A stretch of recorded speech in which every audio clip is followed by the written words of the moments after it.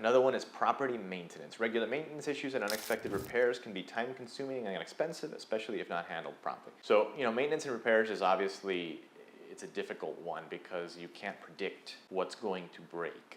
Now what you could do is there's certain things you could do to sort of mitigate or minimize your repair costs once you have a tenant in place. So one thing is to have a really strong lease agreement that keeps the tenant accountable for most of the repairs. So if the tenant breaks something, they should be responsible. You should be able to charge them for it. That's how you kind of can recoup the cost of repairs in many situations. Another thing you can do is regular inspections. We have an inspection product in our inspection service is what we call it in our property management business, where we charge the owner $150. And we go in and we do a full inspection of the unit, and if there's anything that's broken, any sort of deferred maintenance, we make a list of it, and if it's something that is chargeable to the tenant, we charge it to the tenant. That way, when the tenant moves out, it's less likely to have to then be absorbed by the security deposit, which a lot of times the tenant moves out and the place is so trashed that the security deposit is not enough to cover the cost of repairs. So that's one thing we do. It's accountability for the tenant. The lease has to be very strong and has to be very clear about what the tenant is responsible for, so you have legal recourse to actually pursue the tenant for maintenance costs that are issues caused by them. Another thing for repairs is a double deposit. I always take a double deposit.